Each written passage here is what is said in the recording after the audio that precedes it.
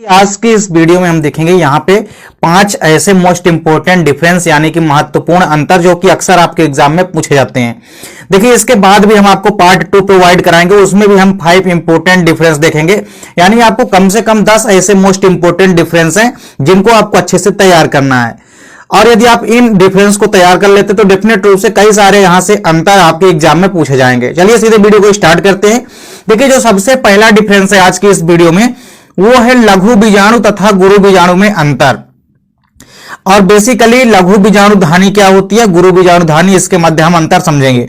तो देखिए लघु बीजाणुधानी जिसको कि हम माइक्रो स्पोरेंजियम कहते हैं और गुरु बीजाणुधानी जिसको कि हम मेगा स्पोरेंजियम कहते हैं।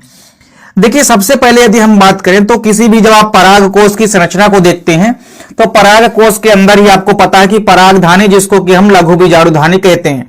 तो कुल मिलाकर के एक पराग कोश के अंदर आप देखे हैं कि जैसे 2 कोष्ठ होते हैं, उन 2 कोष्ठों में आप देखे होंगे कि 4 लघु बीजाणुधानी होती है और उन लघु बीजाणुधानियों के अंदर ही लघु बीजाणु का निर्माण होता है।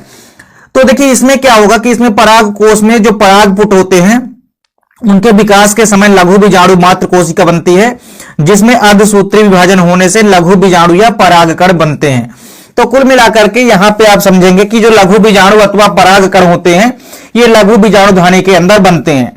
वहीं गुरु बीजाणुधानी की यदि हम बात करते हैं तो जाहिर सी बात है कि इसके अंदर गुरु बीजाणु का निर्माण होगा, यानी कि आप कह सकते हैं कि मेगा स्पोर का निर्माण होगा, गुरु बीजाणु का निर्माण होता है।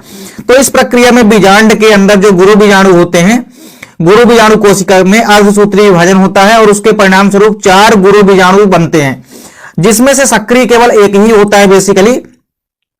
अब देखिए दूसरा डिफरेंस क्या है कि परागपुट में अनेक लघु बीजाणुधानी जो होते हैं, अर्थात लघु बीजाणु जो है वो मात्र कोशिकाएं बनाती है और प्रत्येक कोशिका अर्धसूत्री विभाजन के पश्चात 4 लघु बीजाणु बनते हैं। इस प्रकार इनकी संख्या अधिक होती है। वही यदि बात करें गुरु बीजाणुधानी की तो देखिए एक बीजांड में केवल एक ही गुरु बीजाणु कोशिका होती है, जिसमें अर्धसूत्री विभाजन होने से केवल 4 ही गुरु बीजाणु बनते हैं।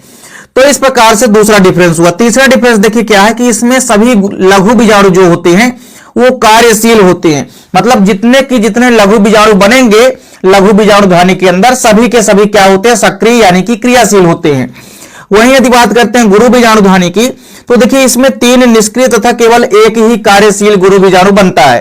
तो टोटल जो 4 गुरु बीजाणु बने हैं उसमें से 3 तो निष्क्रिय हो जाते हैं, केवल एक ही गुरु बीजाणु जो है सक्रिय अवस्था में होता है। दूसरा डिफरेंस है जीनोटाइप व फिनोटाइप में अंतर। देखिए जीनोटाइप की यदि हम बात करते हैं यानी इसको हम जीन प्रारूप कहते हैं हिंदी में, वहीं फिनोटाइप को हम लक्षण प्रारूप भी कहते हैं। जीनोटाइप आप समझेंगे तो जैसा कि नाम से स्पष्ट है कि जीनोटाइप मतलब जीनों का संगठन। तो जीनोटाइप किसी भी जीन के संगठन को व्यक्त करता है। कोई भी जीव है उसके अंदर जो लक्षण है उनके जो जीनों का संगठन है उनको व्यक्त करता है जीनोटाइप। फिनोटाइप की यदि हम बात करते हैं तो यह जीवों के आकार, रंग, रूप यानी कि कुल मिला के आप कह सकते हैं कि जो लक्षण प्रारूप है वो किसी भी जीव के अंदर उपस्थित बाह्य लक्षणों जैसे आकार, आकृति, रंग आदि को प्रदर्शित करते हैं या व्यक्त करते हैं। दूसरा डिफरेंस देखिए क्या है इनमें कि जो जीनोटाइप होता है इसका लक्षण समान होता है यदि उसे किसी प्रकार के कारक प्रभावित न करें। यदि जीनों का कोई संगठन है, अब उसको यदि कोई भी कारक प्रभावित नहीं करते हैं तो उनके संगठन में कोई भी बदलाव नहीं होता है। वहीं फिनोटाइप की यदि हम बात करते हैं तो ये भले ही एक समान दिखें लेकिन इनका जो जीनिक संगठन है वो अलग अलग हो सकता है।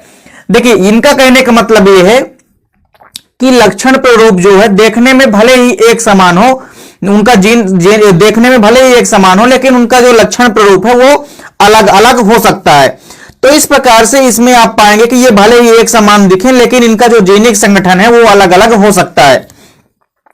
इसका सबसे बड़ी एग्जांपल आप समझ सकते हैं, जैसे आप जब आपस में 2 पेरेंट सेल के बीच क्रॉस कराएंगे तो पेरेंट सेल के अंदर जो उपस्थित जीनों का संगठन है, जैसे मान लीजिए आपने लाल पुष्प और सफेद पुष्प के मध्य क्रॉस कराया तो F1 पीढ़ी में तो लाल पौधे दिखाई देंगे क्योंकि प्रभावी लक्षण दिखाई देते हैं F1 पीढ़ी में।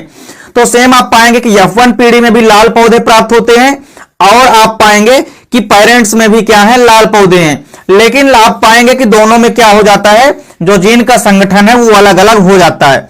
अगला डिफरेंस देखिए कि इनका जो स्थापन होता है इनकी स्थापना पूर्व के गुणों के आधार पर होती है। तो इनकी जो स्थापना होती है वो पूर्व के जो पहले के गुण होते हैं उन गुणों के आधार पर की जाती है। वहीं यदि हम बात करते हैं फिनोटाइप की, तो इनका जो ऊपरी रूप होता है वही इनका प्रतिनिधित्व करता है। मतलब जो इनका बाहरी रंग रूप होता है वही इनका मेन व्यक्त होता है, मेन प्रतिनिधित्व करता है शरीर का। तो पूरी की पूरी जो बॉडी की ऊपरी पार्ट होता है वही इनके शरीर का प्रतिनिधित्व करते हैं। तीसरा देखिए मोस्ट इंपोर्टेंट डिफरेंस है, वो है शुक्राणु जनन तथा अंडाणु जनन में अंतर। देखिए शुक्राणु जनन को हम कहते हैं स्पर्मेटोजेनेसिस, वहीं अंडाणु जनन को हम कहते हैं oogenesis। शुक्राणु जनन की यदि हम बात करते हैं तो देखिए शुक्राणु जनन बेसिकली यह वृषण में होने वाली वह प्रक्रिया है जिसके द्वारा शुक्राणुओं का निर्माण होता है। तो जाहिर सी बात है कि जो शुक्राणु जनन की प्रक्रिया होती है यह वृषण के अंदर होती है, और साथ ही साथ आपको याद रखना है कि इस प्रक्रिया के द्वारा शुक्राणुओं का निर्माण होता है। अर्थात शुक्राणु जनन जो है वृषण के अंदर होने वाली एक प्रक्रिया होती है जिसके अंदर शुक्राणुओं का निर्माण होता है। दूसरे साइड यदि हम अंडाणु जनन देखें तो सेम इसका अपोजिट है। अंडाणु जनन जो है अंडाशय में होगी यह प्रक्रिया और इसके द्वारा अंडाणुओं का निर्माण होता है। तो कुल मिलाकर के शुक्राणु जनन की प्रक्रिया में शुक्राणुओं का यानी कि स्पर्म का निर्माण होता है, वहीं अंडाणु जनन की प्रक्रिया में अंडाणुओं का यानी कि ओवम का फॉर्मेशन होता है। दूसरा डिफरेंस देखिए क्या है कि इसमें एक प्राथमिक स्पर्मेटोसाइट से 4 शुक्राणु बनते हैं। यदि आप शुक्राणु जनन में देखेंगे तो एक जो प्राथमिक स्पर्मेटोसाइट बनता है यानी प्राइमरी स्पर्मेटोसाइट, उससे 4 शुक्राणुओं का निर्माण होता है। लेकिन यदि हम oogenesis या अंड जनन की बात करते हैं तो इसमें एक प्राथमिक oocyte से एक ही अंडाणु बनता है। तो यह चीज आपको याद रखना, यह काफी इंपॉर्टेंट डिफरेंस है कि इसमें एक प्राथमिक स्पर्मेटोसाइट से 4 शुक्राणु बनते हैं, वहीं अंडाणु जनन में आप पाएंगे कि इसमें एक प्राथमिक oocyte से एक ही अंडाणु का निर्माण होता है। तीसरा डिफरेंस देखिए क्या है कि इसमें जो है ध्रुवीय काय या पोलर बॉडी नहीं बनते हैं। शुक्राणु जनन की प्रक्रिया में किसी भी प्रकार से पोलर बॉडी यानी कि ध्रुव काय का निर्माण नहीं होता है। वहीं यदि हम बात करते हैं अंडाणु जनन की तो इसमें ध्रुवीय काय यानी कि पोलर बॉडी बनते हैं। चौथा और आखिरी डिफरेंस क्या है इनमें कि देखिए इसमें अपेक्षाकृत बहुत कम समय लगता है। जो शुक्राणु जनन की प्रक्रिया होती है इसमें कम समय लगता है और अधिक शुक्राणु बनते हैं, लेकिन जो अंडाणु जनन की प्रक्रिया होती है इसमें अपेक्षाकृत ज्यादा समय लगता है और एक बार के अंडाणु जनन में एक ही ओवम का निर्माण होता है यानी कि फॉर्मेशन होता है। तो तीसरा अंतर भी आपको समझ में आ गया होगा। अब देखिए जो चौथा अंतर है वो है स्वपरागण व परपरागण के मध्य अंतर। देखिए स्वपरागण जिसको कि हम सेल्फ पॉलिनेशन कहते हैं, वहीं परपरागण जिसको कि हम क्रॉस पॉलिनेशन कहते हैं। यदि हम बात करते हैं स्वपरागण की तो बेसिकली यह परागण जो है किसी एक ही पौधे के 2 पुष्पों के मध्य या उसी पुष्पों के मध्य होने वाली प्रक्रिया होती है। देखिए यह एक ही पौधे के नर व मादा पुष्पों के बीच होती है, अर्थात पौधा एक ही रहेगा, उसके नर व मादा पुष्पों के बीच आपस में यह परागण होता है। वहीं परपरागण की यदि हम बात करते हैं तो यह परागण बेसिकली एक ही जाति के 2 पौधों के नर एवं मादा पुष्पों के बीच होते हैं। यानी यहां पे पौधे कितने रहेंगे, 2 अलग अलग प्रकार के पौधे रहेंगे जिनके नर एवं मादा पुष्पों के बीच आपस में परागण होता है, जिसे हम क्या कहते हैं, परपरागण। दूसरा डिफरेंस क्या है देखिए कि इसके लिए पौधों का द्विलिंगी होना आवश्यक है। मोस्ट ऑफ इंपोर्टेंट डिफरेंस है कि जो स्वपरागण या सेल्फ पॉलिनेशन होता है इसके लिए पौधों का द्विलिंगी होना आवश्यक होता है। यदि पौधे द्विलिंगी यानी कि बाइसेक्सुअली नहीं है तो उनमें किसी प्रकार से स्वपरागण नहीं हो सकता है। और परपरागण के लिए यदि आप देखेंगे तो इसके लिए पौधे का द्विलिंगी होना आवश्यक नहीं है, क्योंकि जब पौधे एक लिंगी होते हैं तभी तो आपस में 2 पौधों की आवश्यकता पड़ती है, एक नर व एक मादा। तो इस प्रकार से जो परपरागण होता है इसमें किसी प्रकार से पुष्प का द्विलिंगी होना आवश्यक नहीं होता है। तीसरा डिफरेंस देखिए क्या है कि स्वपरागण के लिए पौधों का आकर्षक बड़ा होना, इसके अलावा सुंदर एवं मकरंद युक्त होना आवश्यक नहीं है। इसके अलावा वहीं यदि हम परपरागण के लिए देखें तो इसके लिए पौधों का आकर्षक बड़ा, सुंदर एवं मकरंद युक्त होना चाहिए। क्यों? क्योंकि इनके ओर कीट आकर्षित होंगे। जब ये सुगंध युक्त होंगे, ये आकर्षक होंगे, तभी तो कीट इनकी ओर आकर्षित होंगे और फिर कीट जब इनके ऊपर बैठेंगे तो परागकण या पोलन ग्रैन कीटों के ऊपर चिपक जाएंगे और फिर जब कीट जाके दूसरे पौधे के पुष्पों में बैठेंगे तो वहां पे वो परागकण गिर जाएंगे और इस प्रकार से परागण की क्रिया हो जाएगी, जिसे हम क्या कहेंगे, परपरागण कहेंगे। तो यहां पे आपने क्या देखा कि जब स्वपरागण है तो इसके लिए किसी प्रकार से पुष्पों का आकर्षक, बड़ा एवं सुंदर या मकरंद युक्त होने की आवश्यकता नहीं होती है। वहीं यदि हम बात करते हैं पर परागण की, तो इसके लिए पौधों का आकर्षक, बड़ा, सुंदर एवं मकरंद युक्त होना चाहिए। चौथा और आखिरी डिफरेंस क्या है, देखिए कि इसके लिए कम पराग कणों की आवश्यकता होती है। जो स्वपरागण होता है इसके लिए कम पराग कणों की आवश्यकता होती है।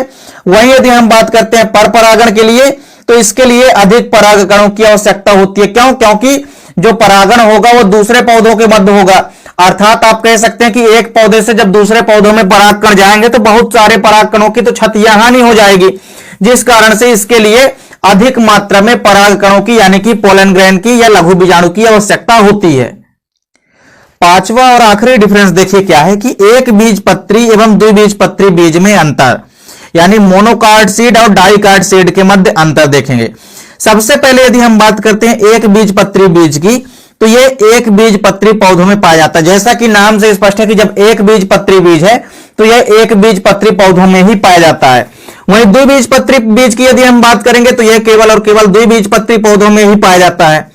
दूसरा डिफरेंस देखिए क्या है कि इसमें एक ही बीज पत्र होता है। आप मोनोकाट सीड में देखेंगे कि जब आप किसी भी बीज को बोएंगे तो जब वो जर्मिनेट होगा तो उसमें आपको केवल एक ही बीज पत्र नजर आता है। वहीं डाइकाट बीज में आपको दो बीज पत्र नजर आते हैं, तो इसमें दो बीज पत्र होते हैं। तीसरा डिफरेंस देखिए क्या है कि इनमें जो खाद्य पदार्थ होते हैं बेसिकली भ्रूण पोष में संचित रहते हैं। तो ये जो खाद्य पदार्थ होते हैं किसी प्रकार से मोनोकाट सीड के अंदर ये भ्रूण पोष यानी कि एंडोस्पर्म में ही संचित रहते हैं। वहीं यदि द्विबीजपत्री बीज की यदि हम बात करते हैं तो इनमें जो खाद्य पदार्थ होते हैं बीजों के अंदर वो या तो बीज पत्र में होंगे या तो भ्रूण पोष में संचित होते हैं। मोनोकाट में आपको याद रखना है कि केवल और केवल भ्रूण पोष में ही संचित रहते हैं, लेकिन डाइकाट सीड में आप देखेंगे कि जो खाद्य पदार्थ होता है वो या तो बीज पत्र में भी हो सकता है और भ्रूण पोष में तो होता ही है। चौथा और आखिरी डिफरेंस क्या है इनमें कि देखिए इनमें जो एल्यूरान परत है वो पाई जाती है और इनमें किसी प्रकार से एल्यूरान नामक जो परत है वो नहीं पाई जाती है। तो देखिए यहां पे आपने आज की इस वीडियो में 5 ऐसे मोस्ट इंपोर्टेंट डिफरेंस देखे हैं जो कि अक्सर आपके एग्जाम में पूछे जाते हैं। इसके बाद हम इसका पार्ट 2 लेकर के आएंगे जिसमें हम आपको पुनः से 5 नए डिफरेंस वहां पे कराएंगे जो कि काफी इंपोर्टेंट है आपके एग्जाम के पॉइंट ऑफ व्यू से। उम्मीद करता हूं दोस्तों वीडियो पसंद आई होगी। दोस्तों वीडियो पसंद आए तो लाइक और कमेंट जरूर कीजिए और चैनल को सब्सक्राइब जरूर कीजिए यदि चैनल पे नए हैं तो। उम्मीद